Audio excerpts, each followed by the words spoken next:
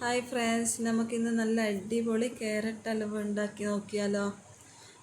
ഞാനൊരു തവ അടുപ്പിൽ വെച്ചിട്ട് അതിലേക്ക് കുറച്ച് പശു നെയ്യ് ഒഴിച്ച് കൊടുത്തിട്ടുണ്ട്. കുറച്ച് കൂടുതലായിട്ട് തന്നെ ഒഴിച്ച് കൊടുത്തിട്ടുണ്ട്, എന്നാലേ ഇതിന് നല്ല രുചി ഉണ്ടാകൂ.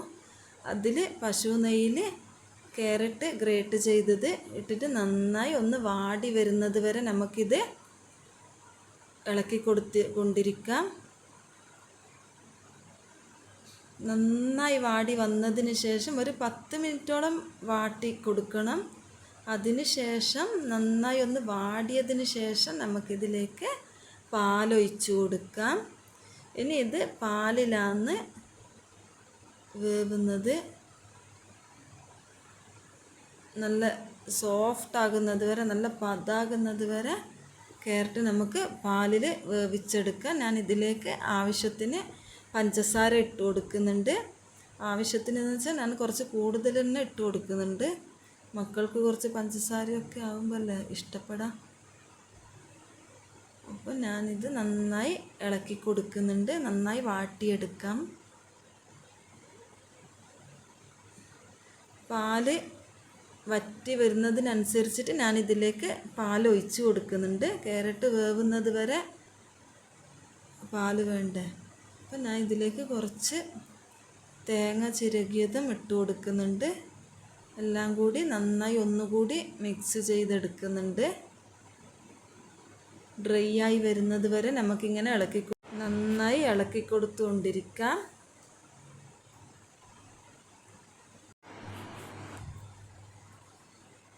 ഇതിലേക്ക് ഞാൻ കുറച്ചുകൂടി പശു നെയ്യ് ഒഴിച്ച് കൊടുക്കുന്നുണ്ട്. നല്ല ഒരു അടിപൊളി ഫ്ലേവർ കിട്ടുന്നുണ്ട്. അപ്പം നല്ല സ്മെല്ലൊക്കെ വന്ന് തുടങ്ങിയിട്ടുണ്ട്. ഇത് ഡ്രൈ ആയി വരുന്നുണ്ട്. ഏകദേശം എല്ലാം വെന്ത് ഉടഞ്ഞ് വന്നിട്ടുണ്ട്. അപ്പം നമുക്കിത് അടിക്കൊന്ന് പിടിക്കാതെ നന്നായി ഇളക്കി കൊടുത്തുകൊണ്ടേയിരിക്കുക. ഒന്ന് ഡ്രൈ ആയി വരുന്നത് വരെ. ഇനിയും കുറച്ചുകൂടി ഡ്രൈ ആയി വരണം. കുട്ടികൾക്കൊക്കെ ഒരുപോലെ ഇഷ്ടപ്പെടുന്ന അടിപൊളി ഒരു റെസിപ്പിയാണിത്. എൻ്റെ കുട്ടികൾക്കൊക്കെ ഭയങ്കര ഇഷ്ടമാണ്. ക്യാരറ്റ് കഴിക്കാത്ത കുട്ടികൾക്ക് ഇങ്ങനെ ഉണ്ടാക്കി കൊടുത്താൽ അവർ ഉറപ്പായിട്ടും കഴിക്കും. ഇതിലുള്ള പാല്, നെയ്യ്, തേങ്ങ, ക്യാരറ്റ് എല്ലാം നല്ല നല്ല ഇൻഗ്രീഡിയൻസ് അല്ലേ. അപ്പോൾ ഇത് നന്നായി ഡ്രൈ ആയി വന്നിട്ടുണ്ട്. എൻ്റെ ചാനൽ സബ്സ്ക്രൈബ് ചെയ്യാത്തവരൊന്ന് സബ്സ്ക്രൈബ് ചെയ്ത് സപ്പോർട്ട് ചെയ്യണേ. ഷെയറും ലൈക്കും ചെയ്യാൻ മറക്കല്ലേ. അപ്പം ഞാൻ ഇതിലേക്ക് പാൽപ്പൊടി ഇട്ട് കൊടുക്കുന്നുണ്ട്. ഇതെല്ലാം കൂടി നന്നായി ഒന്ന് ഇളക്കി കൊടുക്കാം. ഇത് ഏകദേശം എല്ലാം 90% റെഡി ആയിട്ടുണ്ട്. നല്ല സ്മെല്ലൊക്കെ വരുന്നുണ്ട്. അപ്പോൾ ഇത് നമുക്കൊന്നുകൂടി നന്നായി എല്ലാവരുടെയും എത്തുന്നത് പോലെ മിക്സ് ചെയ്ത് കൊടുക്കാം.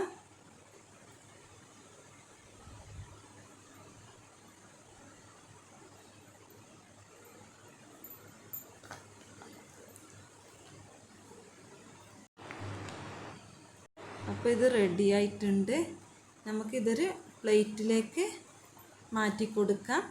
ഇനി ഒരു അരമണിക്കൂർ ഇത് ഫ്രിഡ്ജിൽ വെക്കണം.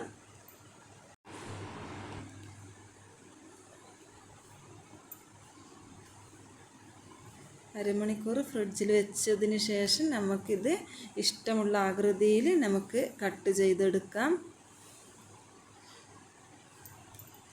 എല്ലാവരും മസ്റ്റ് ട്രൈ.